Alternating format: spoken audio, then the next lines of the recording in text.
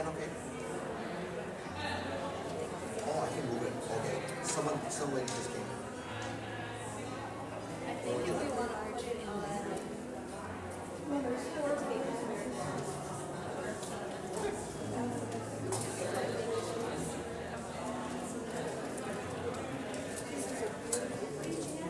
I'm Gail.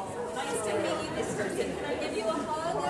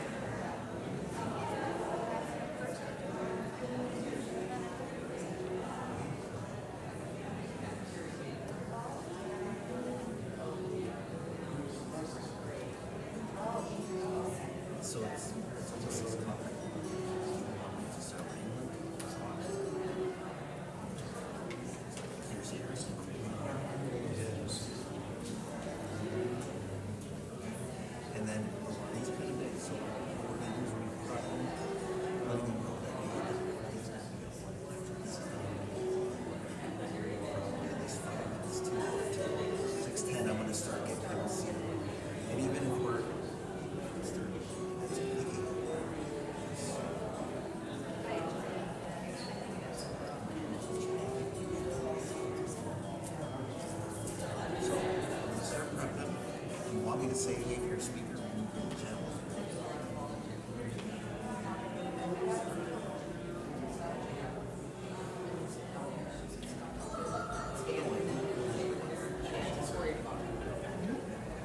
I'm sorry to interrupt you. No problem. Is that just like, that's Marty? Oh my God.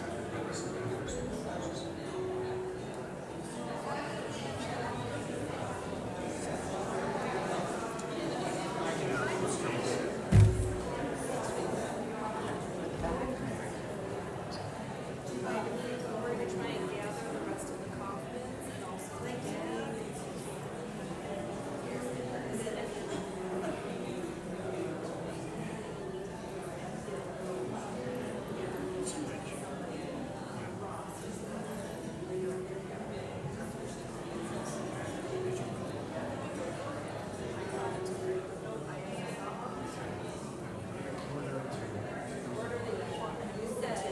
My number's out, so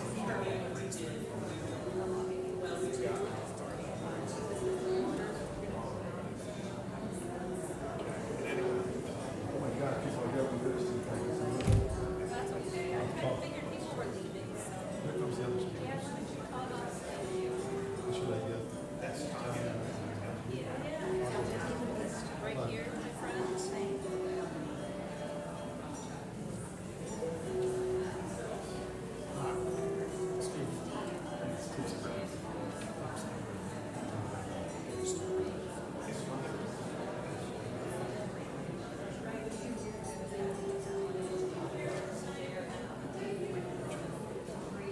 three of us.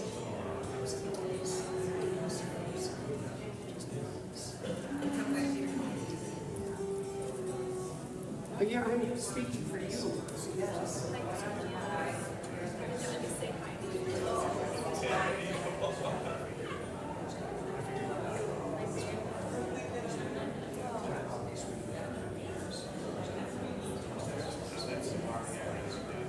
can start to get a little rundown for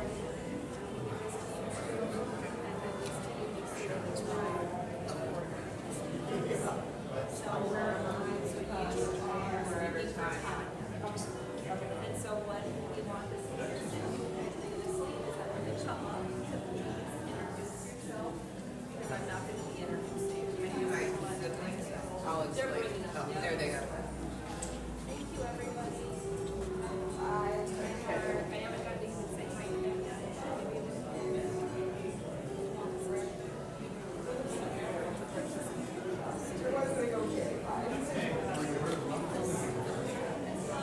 She's probably looking right there. There she is. She's coming down. Here, I just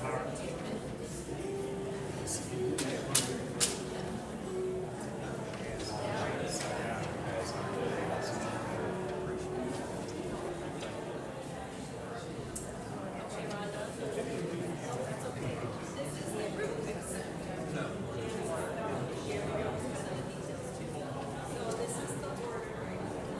I will just welcome up my mom is studying for GM, so she will come up and speak, but if she stays there, and it's just the next one. So Tanya, you'll be coming up right after that. And so if you want to be able to say who you are and how you see Tanya's relationship with her. And then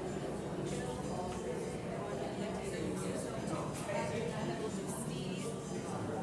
I know Ron is a special case.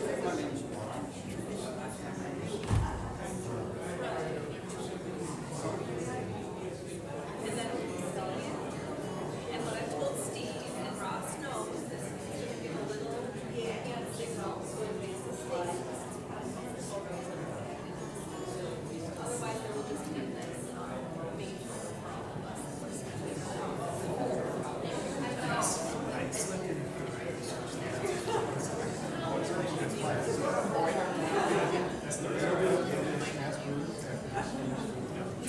Ross, this is Steve. I saw the name. Yep, so Steve will give the little, whatever symbol you all want to do. Yeah. Just so you, yeah. I'm just gonna be right back. Go back and sit down.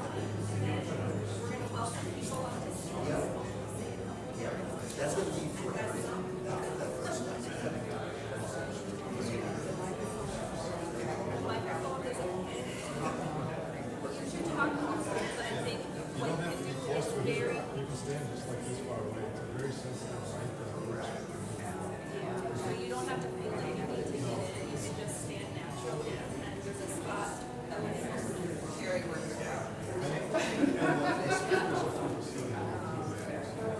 it's going through, I think it's in the video. If you have any questions, let me know. Otherwise, I think what I'd like to do is have this front seat for all of us. You can sit there, but if you also want to sit up in the seat, they set there. Like, but I think sit wherever you like. And we'll start moving right around 6:15, right?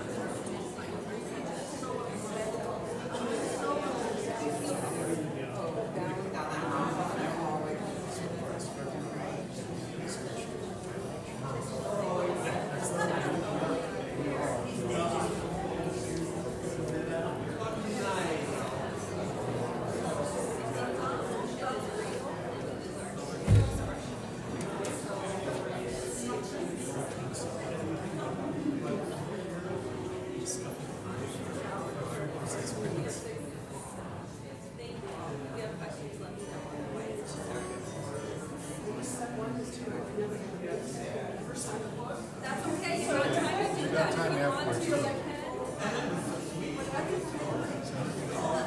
I think it's right out here. This was, I have the book. I think my friends did. If they're still alive.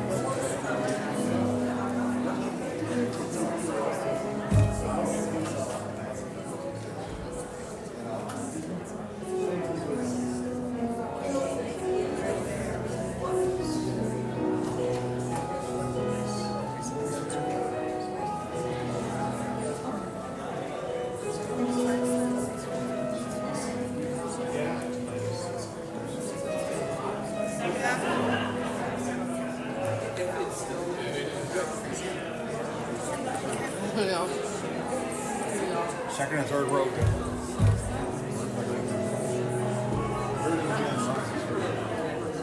That's you, not me.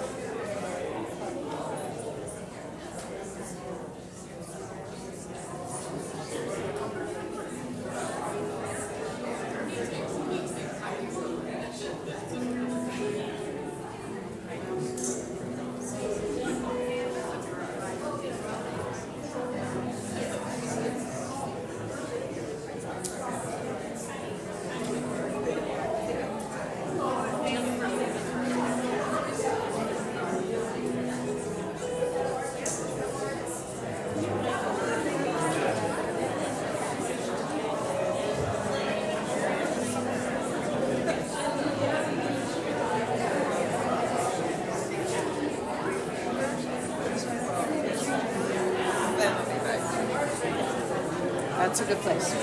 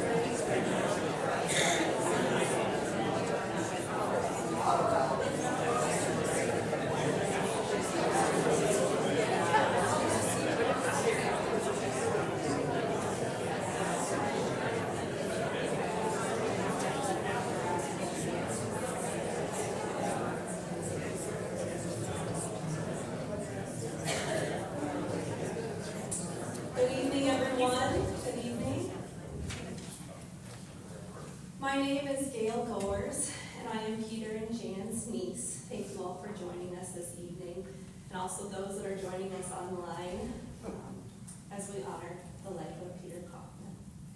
Jan chose today, Earth Day, because it felt so fitting to a man who found such peace in nature and who believed so deeply that every living thing was important. Whether he was feeding the crows in their backyard or gently carrying a bug back outside. Peter was a man of many layers. He loved computers and techie things. He was a musician, a runner, a beer connoisseur, a meditator, a photographer, a fixer of things broken and given up on, and an advocate for animals and people in need. He was a constant learner. Peter was a coworker, a friend, a brother, a family member, a cat and dog dad, and a husband and partner in life. When I moved to Madison many years ago, Jan and Peter kindly opened up their home to me, and I lived with them for a while until I found my own apartment, ironically, right over here, bringing back memories. Jan and I have always had a really special relationship, but during that time living with them, it gave me a unique opportunity to build a connection with Peter. I always appreciated our conversations, his input, his insight, and his true, genuine curiosity about life and things going on in my life. In retirement, he had been back on the UW campus, auditing different courses, and we would catch lunch every now and then. He loved being on campus. It was the energy, the learning, the atmosphere. It was fun to watch him talk so enthusiastically about his own college and working experiences at the UW. I'm grateful for the time I was lucky enough to spend with Peter. This evening, we're going to hear from several people who represent the different circles in Peter's life: his family, his step-family, his family-in-law, and a friend from his Buddhist practice. Before we begin the special remarks, I do want to draw your attention to a few things. First, hopefully you've seen the memory cards on the table in the main hall. I invite you to fill them out, jot down some thoughts, a favorite story or a Peterism. These will be small rays of light to bring smiles to those who loved and cared about him so very much. We'd also like to give a very special thank you to Peter's sister-in-law, Jerry, who put together the beautiful flower arrangement that you see up here. It features 2 of Peter's birdhouses. It's a perfect tribute to his craftsmanship and the love for birds that he cared for so very much. I hope you'll take a moment to come up and look at it even closer after the comments. And finally, we hope that you'll join us in the room across the hall to enjoy the food, the drinks, and the opportunity to spend time together and share stories. While Peter might have been more of an introvert at times, he was a genuine friend who loved a good conversation. So there's no better way to honor him than by connecting with one another. I would now like to welcome up our first speaker, Rhonda Viney, to speak on behalf of Jan.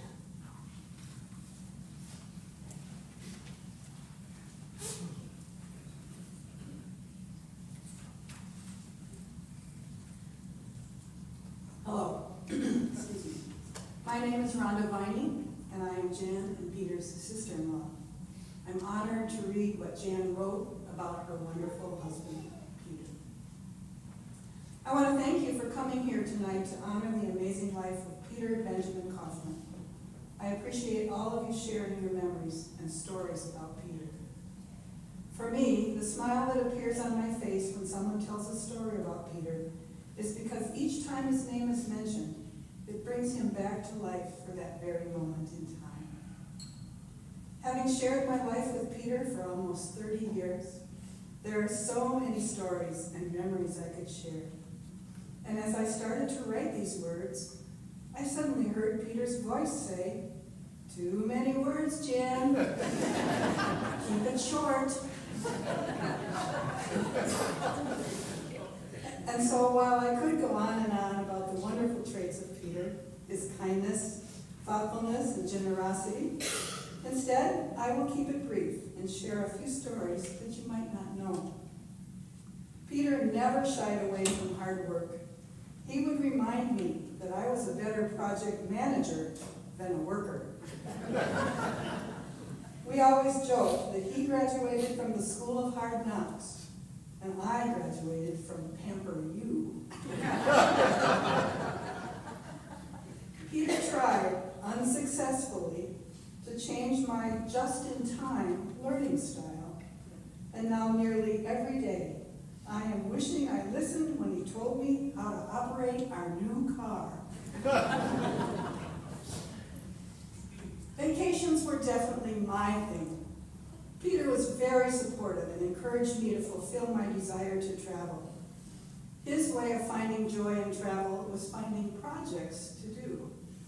Ask Aunt Monique about the bathroom floor remodel that Peter did when we visited them in Harrogate, England. And there are so many memories of his kindness and love for all living things. Capturing bugs inside the house and gently taking them outside.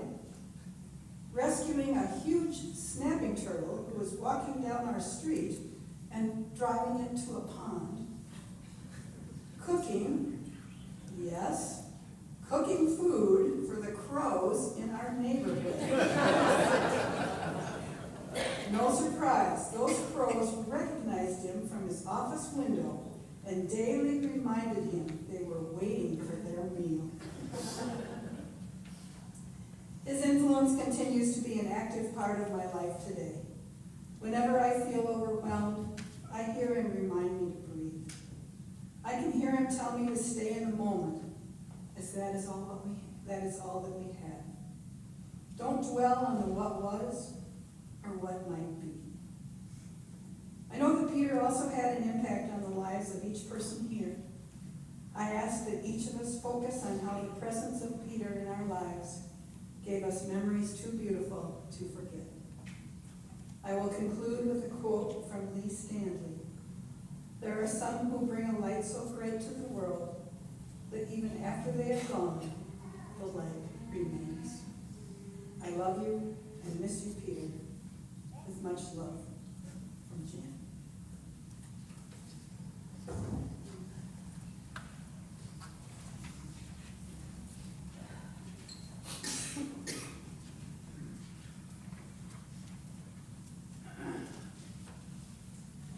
Good evening. My name is Carrie Grunier. I am a best friend of Tanya, Peter's sister. She's asked me to read a poem she's written for her brother. There are moments in life when words feel far too small, when the silence left behind speaks louder than them all. They say to celebrate, but I'm not there yet. There's too much emotion. I still cannot forget. So I stand today with a broken heart, honoring you while I fall apart.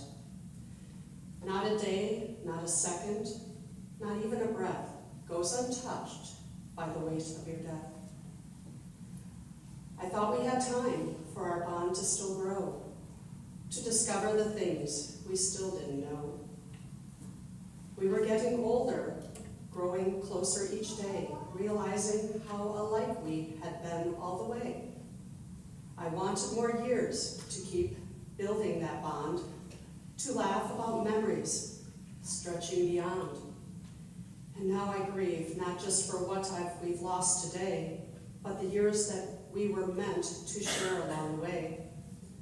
I miss your humor, your deep chuckle and laugh, the way joy seemed to follow wherever you passed. You were the glue that kept our family near, the one who hosted so much joy year after year. When life pulled our family in different directions to roam, you were the center that always brought us home. You held us together in ways big and small, through holidays, laughter, and our texts and our calls. You volunteered your time. Oops, hang on. That was not the next page. I miss the holidays hosted so warmly at your place, the laughter and games, the joy on each face, the traditions you built that brought us near, moments that made every gathering dear. I miss your cooking, the meals made with care, the warmth of your home and the love living there, the smell of bulgogi, and as we waited to chow, and you asking Jan, should I start the rice now? The game nights that stretched late into the night, the laughter and the stories and the playful delight. And I miss turning to you when I needed advice, your thoughtful words steady, your guidance so wise. I miss how you listened with full patient care. I'd leave feeling better just having you there. When I needed to vent or was feeling upset, you were open and present, something I'll never forget. You were an old soul in spirit, so sensitive and wise, with kindness that lived in both your heart and your blue eyes. You were curious about everything and everyone too, and always attentively listening to something new. There were so many things you loved, so much that made you shine, and there were just a few things I think of when you come to mind. You picked up photography again, something you had loved before, and now sharing it with new friends, finding joy in it once more. You loved playing chess, you had a gift for the game, and patiently taught others to master the same. You volunteered your time learning Braille and sign language too, did Meals on Wheels, and so much more you gave your whole life through. You loved cooking for friends and family, bringing everyone near, and even took time to craft and share your own brewed beer. You audited classes at UW, back to learning once again, and always seeking knowledge growing from within. You went on retreats, always searching for peace inside, always working on yourself with quiet strength and pride. You built birdhouses, finding joy in every part, and we found joy in receiving them, each a work of art. You were drawn to the crows, their intelligence clear, fascinated by all that you'd watch and hear. You made them their food, and sent it out with care, knowing they came each day, knowing you'd be there. Music was another language that spoke from your heart, a place where your spirit would gladly take part. Peter, my brother, though you're no longer here, your voice still echoes, your spirit stays near. I hope you can see all the love in this place today, in the gathering of hearts you shaped along the way. I will live as you showed me to do, with kindness and warmth, shining steady and true. And I hope in some quiet way beyond what I can see, that you're here somehow listening and proud of me. That sharing these words, though it hurts to say, is something you'd smile at in your own gentle way. And as we gather here today in your name, it feels like one more of your get-togethers, just the same. I can still see you smiling, taking it all in, surrounded by the people you brought here together again. Only this time you're free from hosting the role you knew. No planning, no cooking, just enjoying it through. Sit back and take a drink, finally able to rest, relaxing and taking it in, being all of our guests.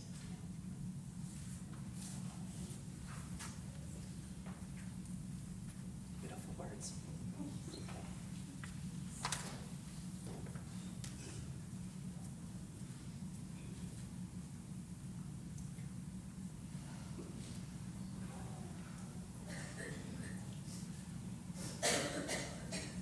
I am Mark Kaufman, Peter's older brother, the 104. And as I was considering what to put together for this thing, I came through several ideas, thought through others, thought maybe that's too long. Well, this would be too short. Well, how do you sum up Peter? So I figured, well, I'm going to wing it. And then the look on his face when I said that. Trust me. And so what I plan to come in here and talk about, even prior to us coming in here to sit, just hearing everybody kind of what they were saying and basically who Peter was. More fitting that I tell a story about when we were living in Thailand. He would be 8 or 9, and I was 11, 12. We were free range. Believe it or not, Mom would let Peter and I just go out, get on a bus or get on a tuk-tuk, these little 3-wheeler things, and we would just run into town, 2 kids. We really enjoyed the Sunday market, and this was a place where you could buy anything. Animals, wallets, leather goods. Peter and I, first time out, decided to ride the bus, take it to the Sunday market, see what was there. We walked around together, there were animals, and he was really intrigued by birds. Birds. Okay, well, you look at birds, I'm going to go see what else there is, and let's meet here 10 minutes, just don't stray far. I wandered around, peeked up around the bird area. I wandered back, and he's got a couple of bags, and he said, okay, you good? He said, Mark, you get me? Yeah, I got this leather wallet. It's kind of neat. I only pay like 28 cents for this. So we take off, and he's got these bags. We get on the bus, it's packed, and we push our way in, and there's a seat open. I said, Pete, take a seat. He takes a seat. And he's sitting there with the bags, and I see him rummaging around. He comes up, and he pulls one of them up, and it's got holes. And I'm looking at him, and I said, Peter, you bought animals.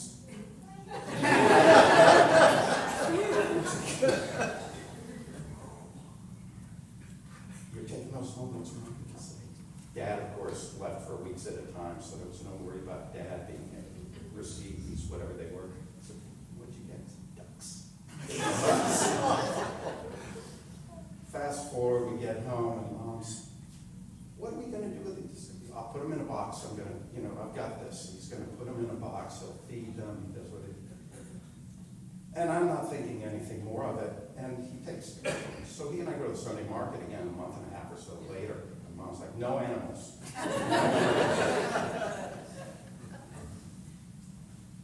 Same routine, Peter and I. When we split up, we meet back in just a few minutes. He's got the bags, and we get back on the bus, and we sit down. I said, what'd you get? What'd you get? He's got more ducks. Of course, Mom now, what are you thinking? He's got all these ducks. Anyway, I'll fast forward. We did go to the Sunday market again. Mom did say, absolutely no animals, no matter what. But I was thinking about the ducks, and I thought about, man, there's some neat animals there, so I bought a snake. And he's got more ducks, and that was the last purchase of the ducks. That really summed up the whole, I'll take care of them, and they actually did serve a purpose. In Thailand, when it rains, you've got 3-4 inch water, mosquitoes.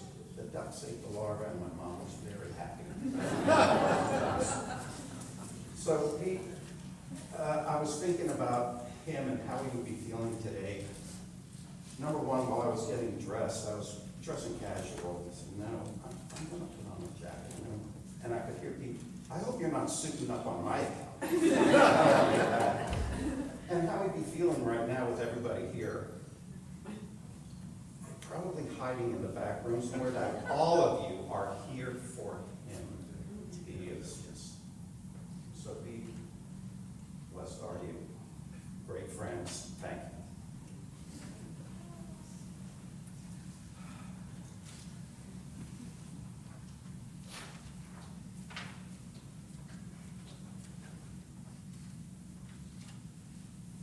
Hi, I'm Lauren Jill, Peter's eldest sister. Sometimes, I guess some of you know me as Juan. W-A-N, not J-U-A-N. Probably I'm going to be repeating a little bit of what has already been said, but anyway, I said to myself, don't ad-lib, you'll confuse yourself, so I'm going to read from my piece of paper. Since I am Peter's eldest sister, I felt it necessary to say something about my brother, whose company and friendship I so sorely miss. At first, I didn't know where to begin, and then at what point did I end what all I had to say about him? Well, I remember the saying, less is more, and no, he did not tell me this as I'm thinking, but less is more, less words, no jam. Anyway, saying less is more. So I decided to mention only 2 of his many positive characteristics that I valued. His sense of humor and his wit. His ability to drop amusing one-liners following something others had been talking about. I have a little story, and I mentioned my mother because she plays a part in it. My mom, who has since passed, was a very intelligent person, and when she was in her late 50s, a friend suggested that she should join Mensa. She passed their testing and was very proud of her Mensa membership. In her much later years, my mom started having memory problems, and unfortunately was also losing her intellect. and we had to eventually put her in memory care. My sister and I and Peter would alternate taking her out for breakfasts or lunches to spend time together away from her care center. After one late breakfast with my mom and Peter, as we were walking to the car, Peter commented to me, and I quote, "Mom is still a member of Mensa, but now it is referred to as dementia."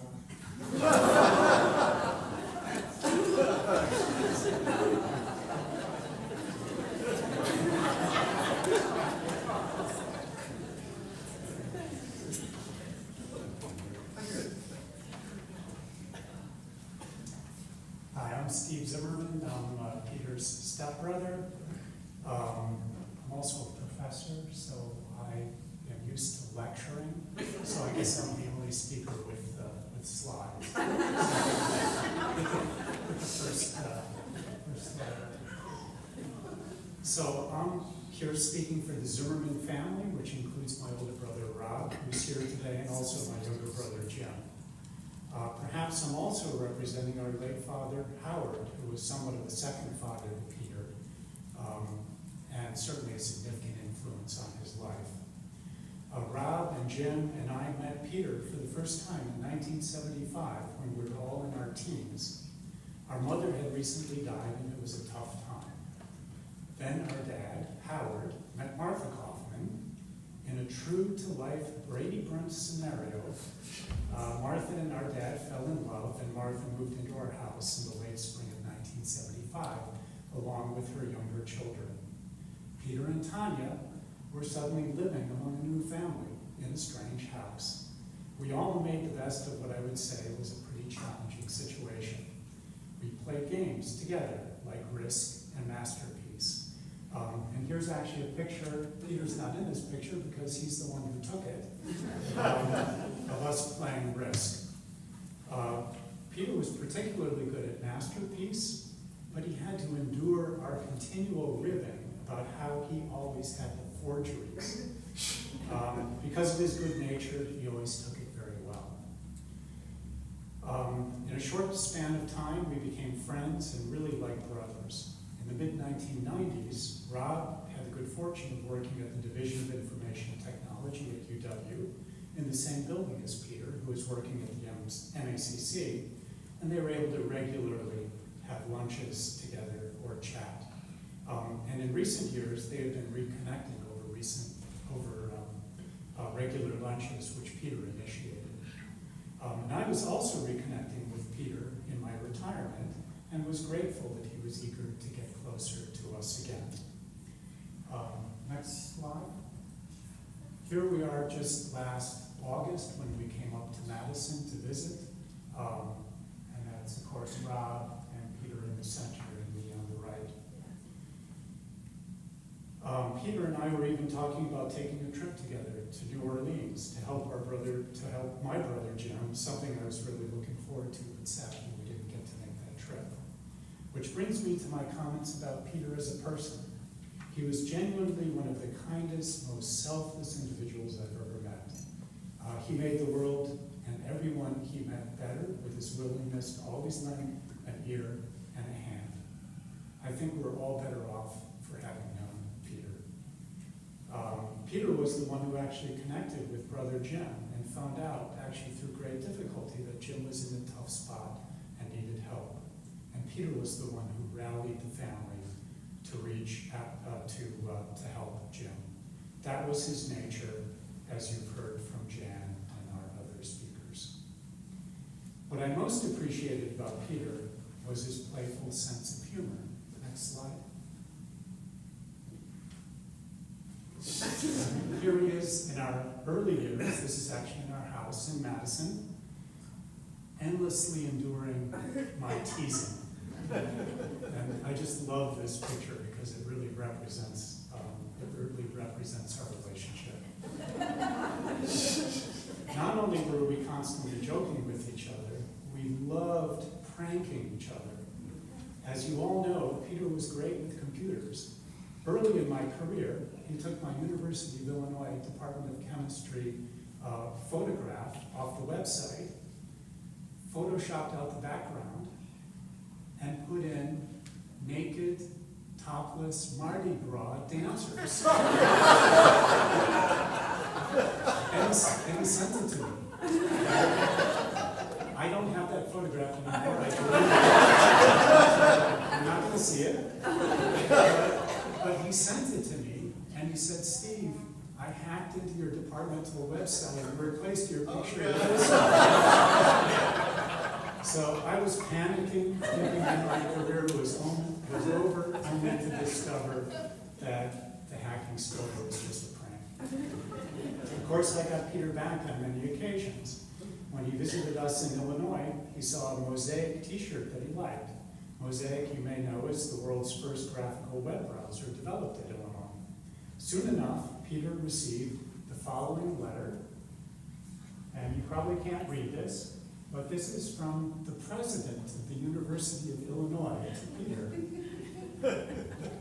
And it's on his letterhead, and it says, I'm writing to apologize for the difficulty you've had in obtaining a Mosaic t-shirt from our NCSA. At the same time, I do want to point out that the difficulty results from an inherently reasonable policy that t-shirts be limited to faculty and staff associated with the Mosaic project. That policy was implemented at the behest of the Campus Committee on Technology Transfer and Product Commercialization, CCTTPC. At the same time, your contact with Professor Zimmerman in the chemistry department has brought this matter to my attention. The high value that we place on superb faculty like Professor Zimmerman clearly dictates that we bend the rules somewhat in unusual cases such as this. Enclosed, you will find a Mosaic t-shirt, compliments of this office in the University of Illinois.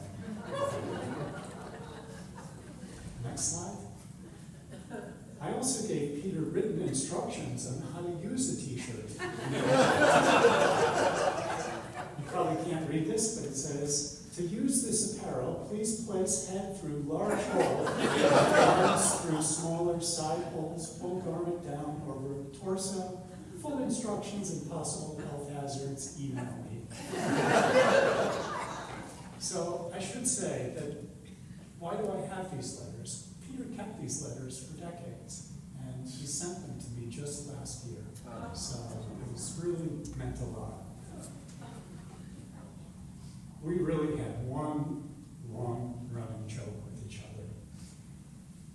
I never expected to have a third brother in my late teens, but Peter, I couldn't ask for a better.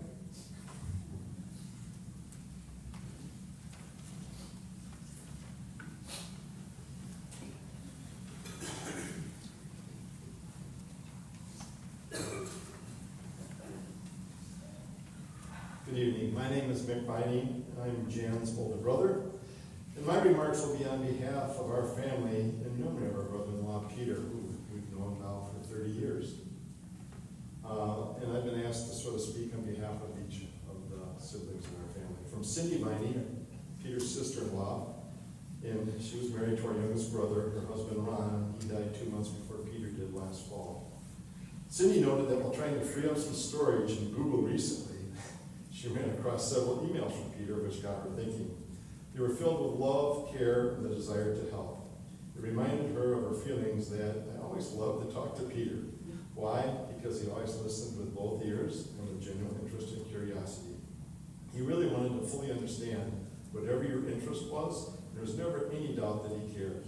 For our son Josh, Peter's nephew, Peter always took the time to play chess with him every holiday, and Josh will always cherish the chessboard that Peter gave him years ago. Josh's favorite car was Peter's 1986 Honda, built the year that Josh was born, and Peter was the only owner. Peter even kept all the service receipts from day one, which didn't surprise me. From Debbie, his sister-in-law, married to my brother Randy, truly Peter is one of the kindest people I've known in my lifetime.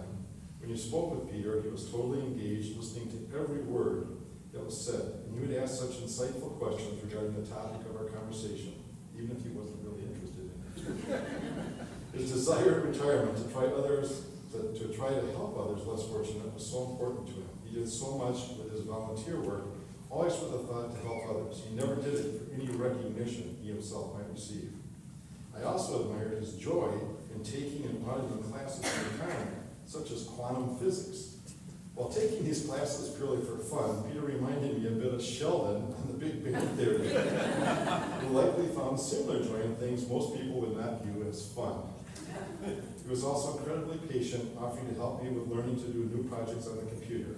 I informed him that I was incredibly impaired in my computer skills, but Peter wanted to try to teach me anyway. It was one of our last conversations. He was such an incredible, kind, and caring individual. We feel blessed to have had him as a part of our family.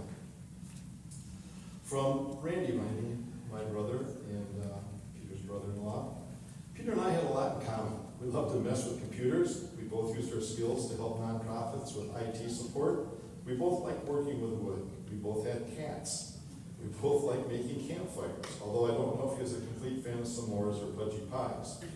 He was always willing to be adventurous. The memories of us kayaking, exploring the Eagle Cave and Blue River, climbing the towers in state parks, even though he was kind of iffy on the heights thing, will always be a favorite memory for Randy.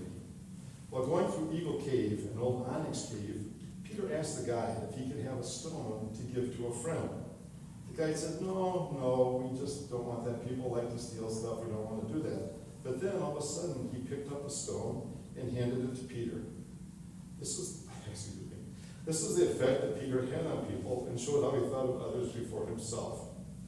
While we as humans are never perfect, it was Peter's search for answers to everything that reminded me, Randy, of the quote from Vince Lombardi, the coach of the Packers, who said, "Perfection is not attainable, but if we chase perfection, we can catch excellence." Peter was closer to that than many. He was always willing to help and did not always accept something as it was, but wanted to know why it was. When we first met Peter, he was always the fly on the wall type. Of course, with our family and the weird Viney humor, he was just trying to take it all in. But there was something about him that made it feel to me like he was a member of our family for a long time. He was a brother from another mother, as they say. And he did quickly learn to join in the jokes in our family traditions. I loved talking to him about his thoughts and beliefs. He was a great example of being a better human to others. He was an inspiration to others to care about our planet and the creatures that live here.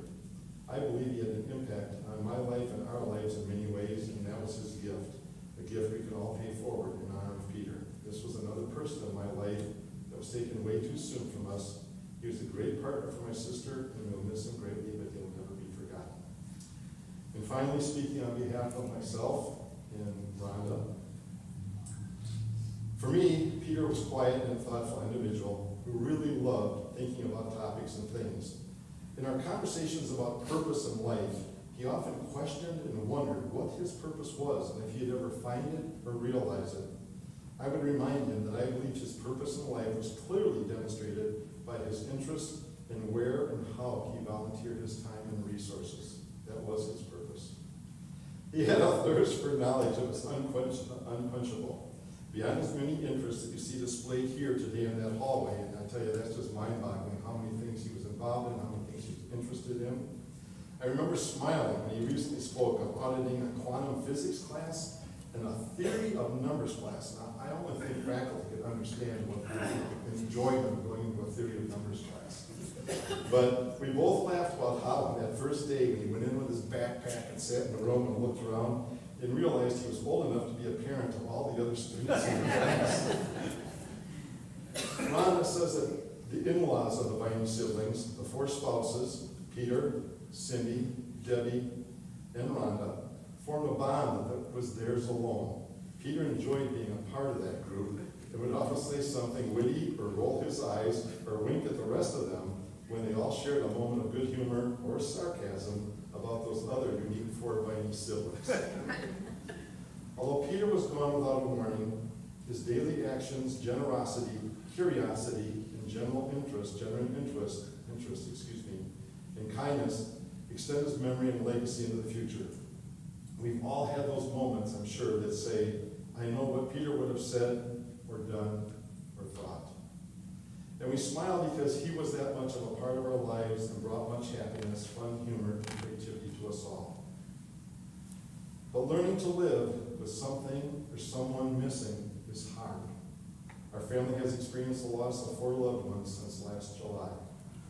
Even in moments of joy, there's a shadow of a gentle reminder that someone isn't there to share it. However, we're encouraged to truly believe that Peter would not want us to live in sadness. He wouldn't want us to take the small things for granted, as he believed they are the things that can stay in our hearts forever. We honor Peter by telling the people we care about how important they are to us, and by being kind and engaging in service to others. Through those actions, Peter will live in mind, thought, and deed with us forever. We miss you, Peter.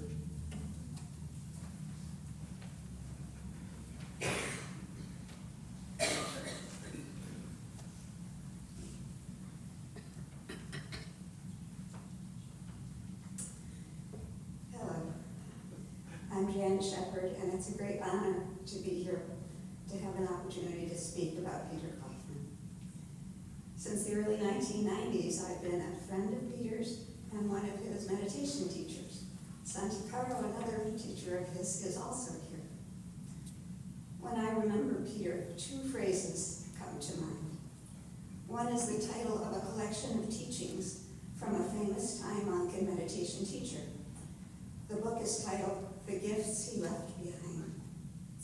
Today we are all, you've heard so many, sharing a bit of the many gifts that Peter gave each of us, and those gifts remain with us. The second phrase is from a frequently recited teaching from the Buddha called the Mangala Sutta. The English name for this teaching is 38 Blessings for Happiness. This teaching of 38 blessings progresses from the mundane blessings of daily life to the highest blessings of spiritual realization. And with each it said, this is the highest blessing. The first blessing in this teaching is associating with the wise. The second blessing is honoring those worthy of honor. This is the highest blessing. Today, in gathering for Peter, we honor one who is so worthy of honor. Acknowledging the simple gift of knowing Peter and honoring him is also about praising him. Praise is a fundamental part of the Buddhist practice that Peter followed. A teacher whom Peter admired, Ajahn Sucitto, has a beautiful description of praise. He says, when you praise something, you are lifted. Your heart rises up. You're gladdened. You feel blessed. You feel interested. You feel that there's something good, something beautiful, and it lifts you up with gratitude and appreciation. Remembering Peter and the gifts he left behind through his exceptional kindness and generosity can lift us up with joy and gratitude for what he gave to each of us. The gifts he gave us were different. He gave many material gifts to me, but they were all grounded in the much more significant non-material gifts of his caring, his kindness, his friendship. To keep this brief, I'll mention only one example of a gift he gave me.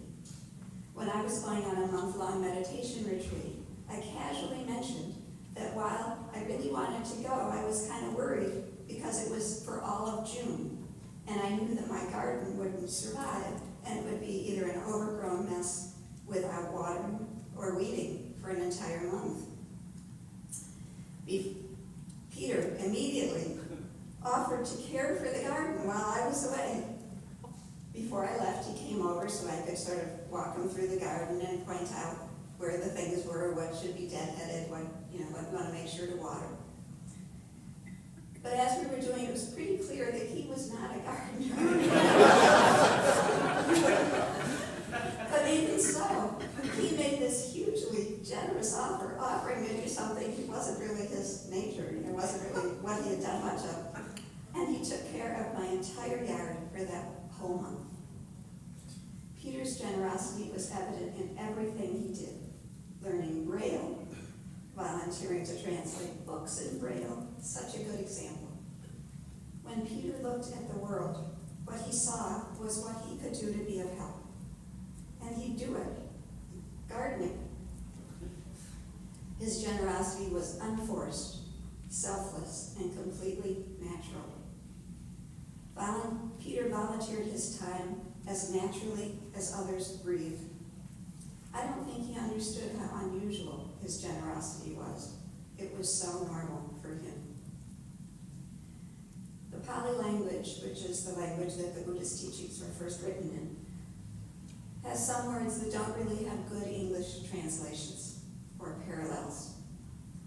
And a favorite of mine is the word anumodana. It means I delight in the goodness you have done.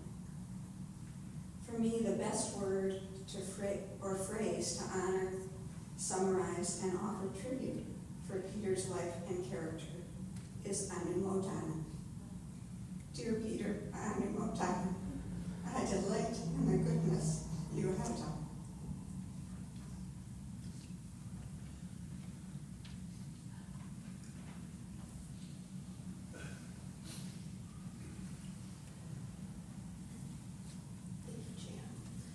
I know Jan and Peter's entire family would like to thank all of the speakers for sharing their meaningful glimpses into Peter's world. We've heard many of the many facets of Peter's life, and his family and practice and his many hobbies. And we know that Peter's impact reached far beyond what we could have ever capture in just a few speakers. Peter was a man who truly listened when people spoke, and we'd like to offer that same gift of listening to one another now by extending an invitation to anyone here who feels moved to share a brief story or a memory or just a simple Peterism. So if you have something you'd like to share, I welcome you to come up to the microphone and share a little story.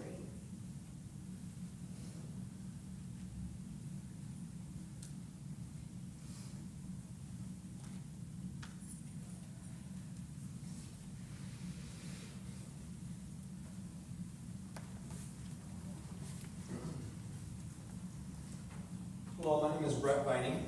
I got one little quick story that I have remembered and have loved. My personal family has heard this story multiple times, but my parents had to do something or go for work somewhere, and Angie and Uncle Peter said, you know what, we'll watch Brett, which they had no idea what they were getting themselves into. I remember we're sitting there, and I'm just kind of getting to know Peter, and all of a sudden he's like, hey, you want to go later on tonight when the sun goes down? Shoot off a bunch of fireworks at the school next door. And I was like, did we just become best friends? Who is this guy? I'm over here like, I don't know what to say, I don't know what to do. And needless to say, he let me light off some fireworks. Jane was not very happy about that one, I told her that. It's just been a good time, great run. Peter was an amazing person that has touched me. Griffin loves Uncle Peter, talks about him all the time. We're going to continue his tradition of building birdhouses as well, so it's going to continue to go. But I just wanted to let you guys know that fun story of him let me play with fireworks when I was like 8 years old or something. It was great, so thank you.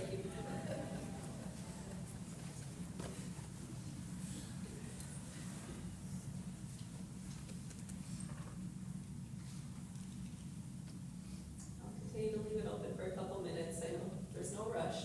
Peter was always willing to let a good thought just come to fruition. If there's anyone that would like to speak.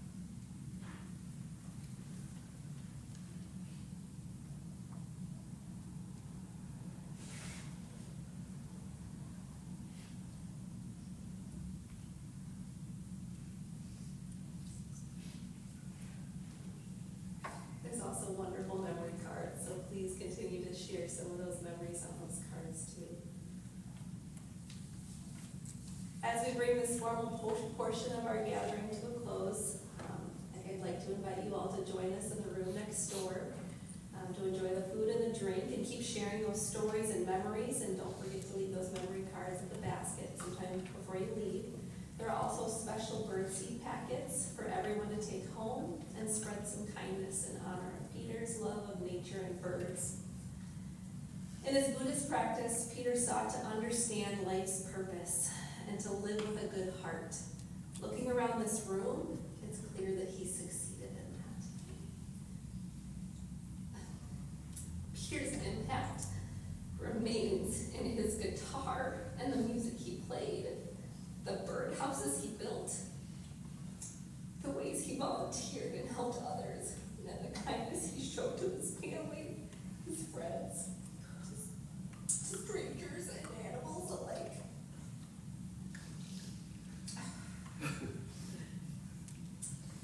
As we move into the reception, please remember the assignments that Peter has left us.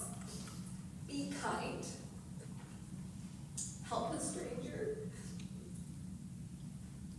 And lend a kind hand to someone in need without expecting anything in return.